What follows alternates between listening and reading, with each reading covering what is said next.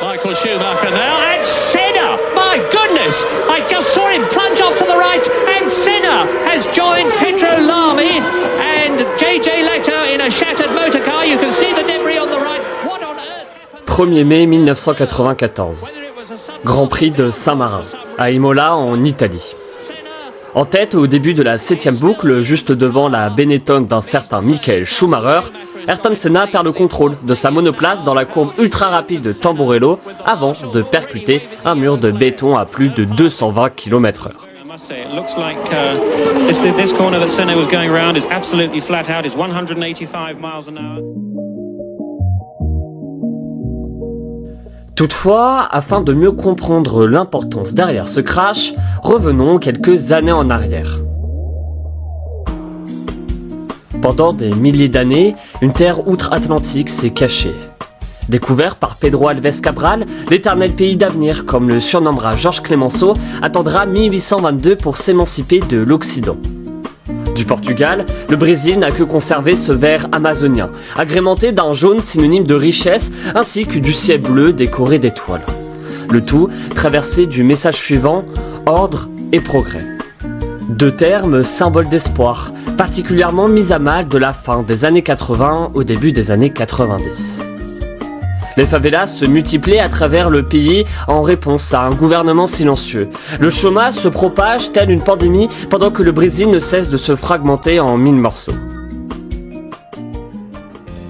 Mais au milieu de ce marasme, un gamin de la Sampa va s'appuyer sur son charisme pour émerger.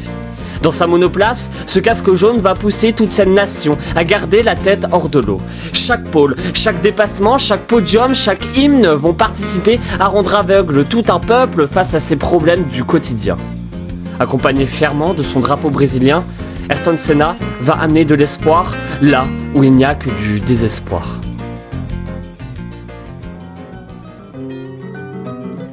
Bonjour et bienvenue dans ce tout premier épisode de la 17e série de J'ose pour éthique, où moi-même, Alexis Gallo et mon invité du jour, Thomas Volok, allons vous narrer, allons vous raconter un nouveau chapitre de la grande histoire du sport, dans lequel une étoile naît au milieu du marasme brésilien. Brasil, esquentai vossos bandeiros, iluminai os terreiros, e nós queremos sambar. Brasil, esquentai vossos bandeiros, iluminai os terreiros, e nós queremos sambar. Almirante Aragão. Amiral Aragão, monstrueux assassin, misérable incestueux. Amiral Aragão, n'approchez pas davantage, sinon je vous tuerai avec mon revolver. Bandit, traître, votre heure est venue.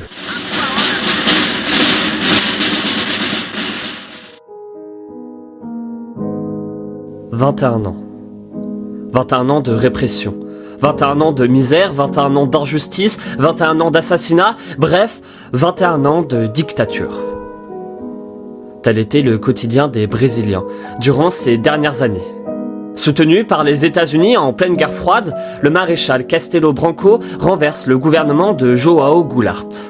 Une année 1964, synonyme d'incipit de l'un des plus sombres chapitres de l'histoire du Brésil. Car après ce, entre guillemets, miracle brésilien, car après cette folle croissance économique aux prémices des années 70, les inégalités ne tardent à se creuser. Et ce, sous une main de fer marquée d'une suspension des libertés civiles, de la dissolution des partis politiques ou encore de la censure de l'opposition. Avec, bien sûr, les tortures et les disparitions qui y vont avec. Cette chaleur brésilienne, si atypique, s'est refroidie, pour définitivement s'éteindre en 1985 avec la chute du général João Figueiredo.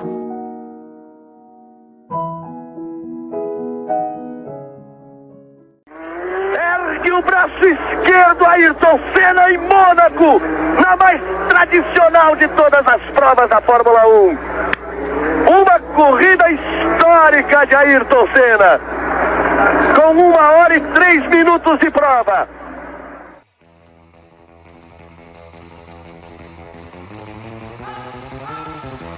Pendant que le Brésil s'enfonce un peu plus dans la pénombre, une étoile voit le jour. Un paysage a priori incapable de produire le moindre champion. En témoigne la traversée du désert que vit le football brésilien. Mais heureusement, pour le peuple auriverdé, un marchand de sable réalise ses premiers pas de l'autre côté de l'Atlantique. Quand les Brésiliens entendent parler pour la première fois d'Ayrton Senna ? C'est une très bonne question. La réponse se trouve dans la presse brésilienne. On entend beaucoup parler d'un garçon du quartier de Santana en karting qui commence vraiment à donner quelques coups d'éclat et qui fait parler de lui au Brésil, mais aussi en Europe, notamment donc, au championnat du monde du Mans. Et c'est à partir de ce moment-là où vraiment les gens vont commencer à s'intéresser à lui. Le Brésil, ce qui est assez drôle, c'est qu'au moment où Ayrton Senna il va émerger, il va y avoir une rationalisation du carburant. Ce qui fait que tu as des politiciens qui vont dire non mais de toute façon les pilotes de karting on n'en a rien à faire, ça sert à rien, ils font absolument rien. Et parmi ces gens-là, il y avait un petit garçon qui s'entraînait sur le circuit d'Interlagos, Ayrton Senna. Et après ses premières classes en Formule Ford 1600 et 2000 britannique, ainsi qu'en Formule 3, un certain Ayrton Senna réalise ses débuts en F1 dès 1984. Ce dernier ne perd de temps avant de se faire remarquer. Mais c'est le 3 juin de cette même année, sous le déluge de Monaco, que la légende Senna naît. Cette course, tant prestigieuse que technique, particulièrement arrosée pour l'occasion, accueille le premier coup d'éclat du jeune Ayrton. Parti à la 13e position, Beko, comme il est surnommé, déploie ses ailes pour survoler la concurrence et terminer à la seconde position. Et ce, en l'espace uniquement de 32 tours sur 76, la faute à des conditions inappropriées pour poursuivre le Grand Prix. Si Alain Prost termine finalement sur la première marche du podium, le monde de l'automobile en a pleinement conscience. Le meilleur aujourd'hui se nommait Ayrton Senna. Acatamento a todos os direitos e liberdades democráticas. Respect de tous les droits et libertés démocratiques. Il perpétue la légende de l'idéalisme qui a suscité un mouvement sans précédent dans notre histoire. Les places et les rues du Brésil arborent le drapeau de la Nouvelle République. Ninguém o excedeu no amor do povo. La transition démocratique représente un événement historique crucial pour tout pays sortant d'un régime autoritaire. C'est une période toujours complexe, où les positions antinomiques des générations entraînent d'importantes dissonances. Et le Brésil, dans tout ça, ne déroge à la règle, bien au contraire. Tout commence en 1979, lorsque le régime militaire prévoit une avancée vers la démocratie. S'ensuit la restauration des partis politiques, une presse moins censurée, les élections fédérales en 1982, puis, 3 ans plus tard, les présidentielles. Et alors que Tancredo Neves sort en tête des suffrages, ce dernier tombe subitement malade la veille de son investiture avant de décéder dans la foulée le 21 avril. Un énième bouleversement dans une société brésilienne déjà mise à mal.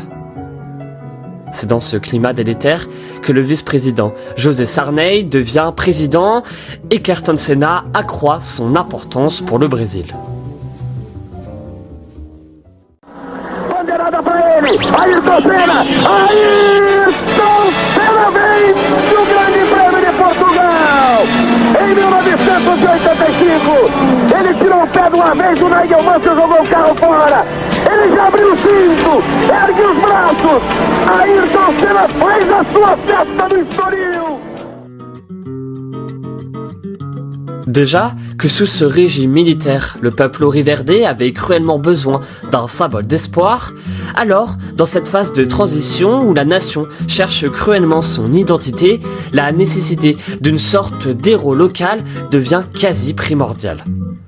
Une lourde tunique qu'Ayrton Senna ne perd de temps avant de revêtir, car tel un signe du destin, ce même 21 avril 1985, date d'investiture de José Sarney, Beko remporte sa toute première victoire en Formule 1. Chez sa nouvelle écurie Lotus, Ayrton Senna écrase la concurrence au Grand Prix d'Estoril au Portugal. Première pole position, premier triomphe, avec en prime le record du Tour. Ce jeune pauliste surnage dans ses intrépides eaux internationales. Ce jeune Brésilien permet à tout un pays de garder la tête hors de l'eau. Le Portugal 85, pour les raisons politiques qu'on connaît, où le pays est en deuil, parce que donc le président donc de l'époque, qui est donc le président qui en gros met en quelque sorte fin à cette dictature, décède, Tancredo Neves, et donc le pays est en deuil et on a ce pilote qui vient de sa première victoire sous l'eau au Portugal. C'est génial, tu vois. A nação nos mandou executar serviço. La nation nous a confié une mission, nous l'avons accomplie avec amour, dévouement et sans crainte. La Constitution n'est certes pas parfaite, mais elle reconnaît et promulgue les réformes voulues. Ao admitir a reforma.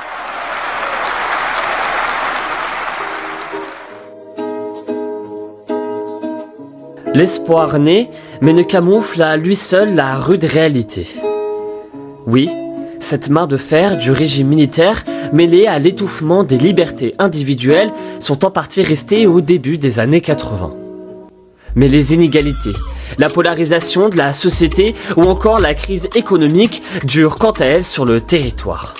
Un véritable terreau fertile pour les incertitudes, pour le chaos. Bien que symbolique, cette élection de José Sarney ne représente qu'un simple arbre, peinant à dissimuler une forêt de problèmes. Pour vous donner un ordre d'idée, en 2024, selon les pires estimations, la France a connu une inflation aux alentours des 3%. Et en 1988, l'on parle au Brésil d'une hyperinflation annuelle de 980,22%. Ce qui est fascinant, c'est qu'il arrive dans une période au Brésil où on appelle ça la décennie perdue. On appelle ça cette décennie perdue simplement parce qu'il y a une énorme crise de la dette. Le Brésil, il rembourse des grosses dettes aux banques étrangères. Comme tu l'as dit, le pays il vit une très forte inflation et les prix ils montent chaque jour. Et tu vois, ce qui est fascinant, c'est que tu as ce pilote de Sao Paulo qui vient d'une famille aisée, qui réussit quand même à faire triompher le Brésil, mais qui en fait apporte une joie tous les dimanches, en faisant briller son pays sur le devant de la scène internationale. Il y a une anecdote incroyable, c'est en 1986, quand en demi-finale, en quart de finale, la France de Michel Platini bat le Brésil. À l'époque d'ailleurs, on appelait la France les Brésiliens d'Europe. Il va y avoir le Grand Prix de Détroit, je crois en Formule 1, qui se déroule le lendemain. Ayrton Senna bat Alain Prost. Et pour les Brésiliens, ça va être fou parce qu'ils vengent le Brésil quelque part. Je crois d'ailleurs que c'est le titre de l'équipe de l'époque.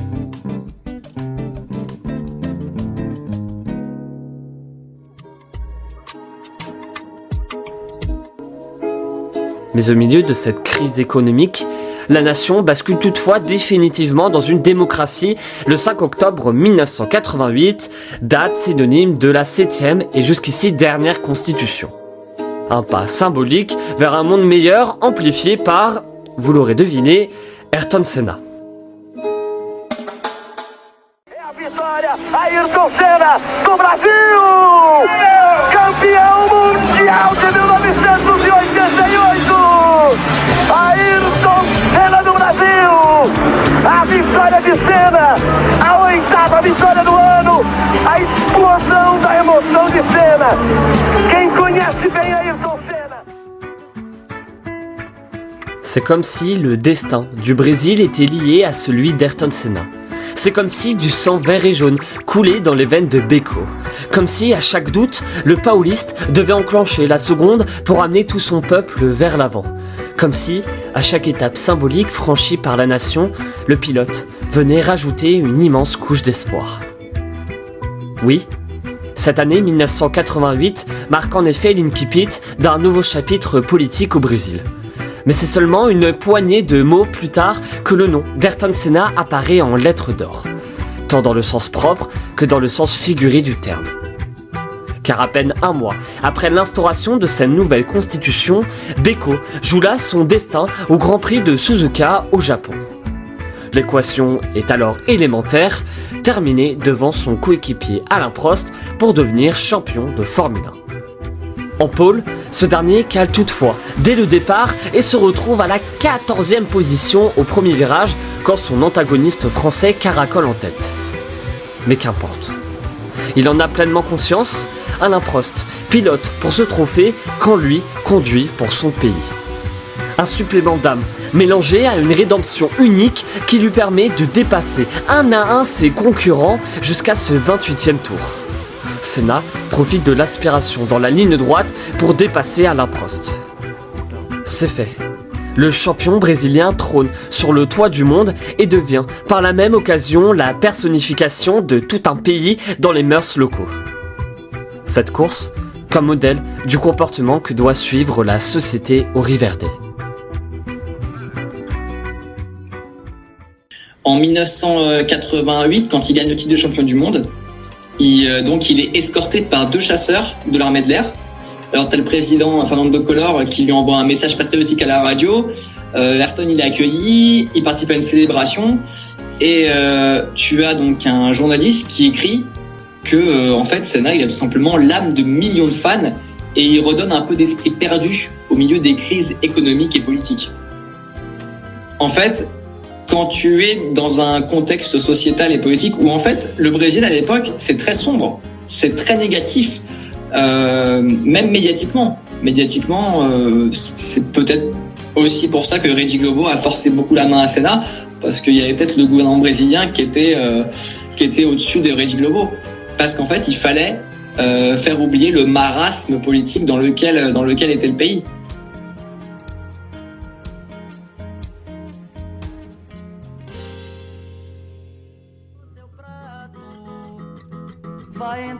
C'est ainsi que se termine ce tout premier épisode de Géosporitique, Senna, c'est le Brésil.